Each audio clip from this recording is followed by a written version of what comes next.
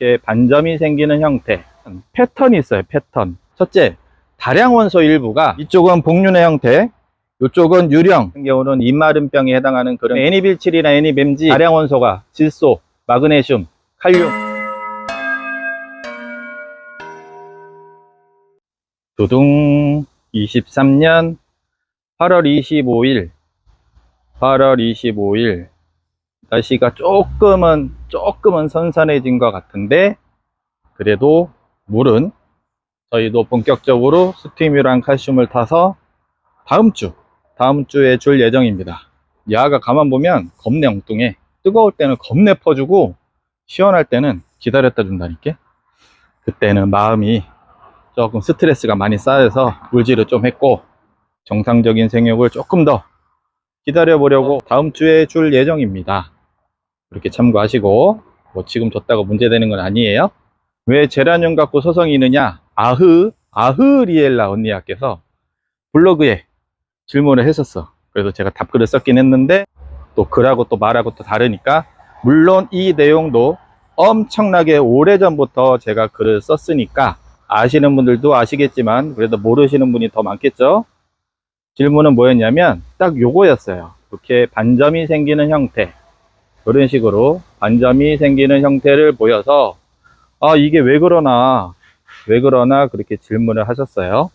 잘 보시면 패턴이 있어요. 패턴. 100% 다 그런 건 아니지만, 반점이 생긴 위치의 입이 층으로 봤을 때 어디 있을까요?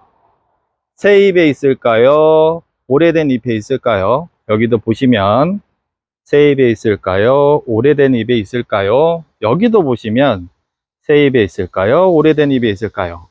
얘도 마찬가지고, 물론 100% 이렇게 다 진행이 되는 건 아니지만 다육이도 마찬가지고 제라늄도 마찬가지고 이런 패턴을 보입니다. 요거는 어쩔 수 없어.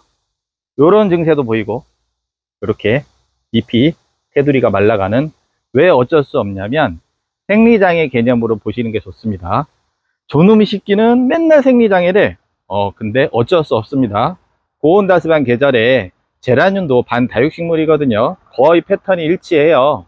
생육 조건이. 그러면 우리가 어떻게 해요? 얘를 물을 자주 주면 여름에 녹아내리죠. 녹아내리기 때문에 어쩔 수 없이 물을 좀 끊어서 줍니다. 끊어서 주다 보면 어떤 현상이 생기냐면, 우리가 물을 이렇게 주면은 지하부에서 뿌리는 물만 먹는 게 아니고 양분을 같이 이동을 시킵니다. 양분을 같이 이동을 시켜줘야 되는데, 고온다습, 뭐 열대야, 장마, 물을 끊어주잖아요. 그렇기 때문에 발생하는 현상입니다.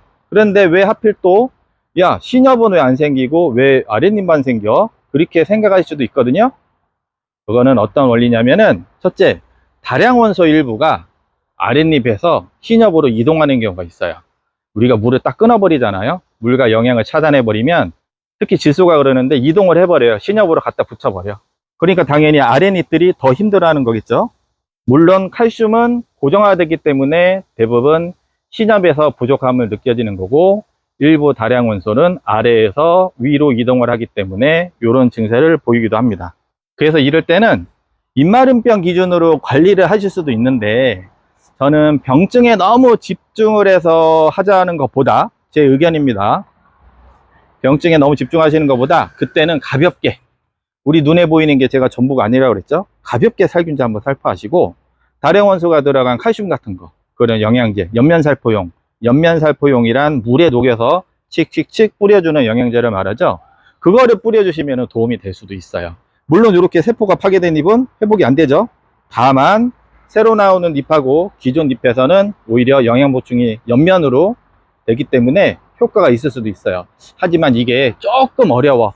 왜 어렵냐면은, 여기도 보시면 아랫잎, 왜 어렵냐면 어쩔 수 없어요. 생리장애 기간이야. 생육 조건이 최하로 떨어지는 기간이 여름입니다. 다육식물, 제라늄 포함해서. 그러면 이런 증세를 없애려면 어떻게 해야 돼요? 2515 생육 조건을 맞춰주면 되죠. 한낮의 온도는 25도 전후, 새벽 최저 온도는 15도 전후. 그런데 그렇게 되려면 어떻게 해야 돼? 우리가 에어컨을 킬 수밖에 없습니다. 에어컨도 그늘을 맞는 상태에서 에어컨이 아니라 어느 정도 햇빛이 들어오는 상태에서 에어컨을 켜야 되기 때문에 현실적으로 솔직히 어렵지. 근데 요즘에 금품종 많이 키우는 농장이나 매장들은 에어컨을 많이 활용합니다. 그래서 요즘에 금 상태들이 훨씬 더 좋아졌어. 대부분 그런 데는 에어컨을 활용하는 데예요. 그럼 제라늄만 그러냐 다육이로 한번 설명드릴게요. 자, 미니벨금부터 설명드릴게요. 얘도 잘 보시면 이쪽은 복륜의 형태, 이쪽은 유령, 올금 그런 형태죠. 여기도 가만 보시면 특히 요 아랫잎이 이렇게, 또 아래에서 끝부분이 이렇게 약간 마른 듯한 또는 태운 듯한 그런 증상이 나타나죠. 여기도 마찬가지 보시면 끝에 잎 끝이 탄 것처럼 이런 증세가 나타납니다. 그래서 금품종을 햇빛에서 키우지 말자는 오해가 이제 이런 데서 비롯이 된 거예요. 햇빛에 탄 증세가 아니라 생리장애 증세인데 햇빛에 탔다고 오인들 하시는 거죠. 그래서 너무 막 그늘에서 키워버리면 오히려 더 도장이 잘 되거나 생육 조건이 안 좋을 수 있기 때문에 저는 그냥 적절히 차강을 하고 그렇게 키우시라고 말씀을 드리고 있고요. 반대로 오른쪽 걸 보면 얘는 어때요? 밸런스가 딱 좋죠? 얘는 상대적으로 이렇게 같이 보시면 녹색 광합성을 하는 그쪽 라인이 더 많습니다. 물론 얘도 아랫잎 쪽은 살짝 말려 들어가면서 타죠? 똑같이 고온다습의 생리장애가 아무래도 얘보다는 얘가 더 잘 된다 하더라도 그래도 여름을 버티는 건 똑같기 때문에 이런 증세가 동일하게 나타나기도 합니다. 요 오른쪽에 레몬로즈금은 상태가 얼핏 밸런스도 딱 좋은데 그래도 이렇게 보면은 이쪽 면에 광합성이 안 되는 노란색, 흰색 이 부분이 말라가는 걸 볼 수 있습니다. 마찬가지로 아랫잎 위주로 이런 증세를 보이죠. 스타보스금 얘도 잘 보시면 신엽은 좀 깔끔한 척 하고 있지만 아래로 가면은 이렇게 흰색 부분 이런 증세, 여기도 잘 보시면 광합성을 못한 흰색 부분이 타들어가듯 이렇게 말라가는 걸 볼 수가 있죠. 어떤 원리인지 잘 이해되셨죠? 식물을 키우다 보면 특히 우리나라 자생지 식물이 아닌 식물을 키우다 보면은 생리장애 현상은 늘상 겪습니다. 일부 영양이 부족할 때는 시비를 해줄 필요도 있다. 그리고 너무 병에만 집중하지 마시고 영양이나 환경적인 면으로 조치를 취해줄 필요가 있다. 그렇게 생각하시면 좋습니다. 부지런히 또 저기 맨날 막 이렇게 막 저기 쳐대면 또 얘도 힘들어해. 가끔씩 하세요. 가끔씩 100% 해결이 좀 힘들어. 어쩔 수 없어요. 이렇게 원리를 이해하시면 뭐 어떤 문제가 발생하더라도 아, 이때가 생리장애 구간이지 그러면 좀 더 기다려줘야 되겠네, 이런 여유로운 생각을 갖게 되는 것이죠. 아땀에 간지러. 아, 저기 깍지 마무리편 하고 슬슬 들어가 봐야 되겠습니다. 아, 이럴 때는요, 아까 말씀드렸지만 살균제 가볍게 치시고 그냥 너무 집중하지 마시고 1회 정도 입마름병 기준, 종합살균제 같은 경우는 입마름병에 해당하는 그런 기준의 농약이 있고요.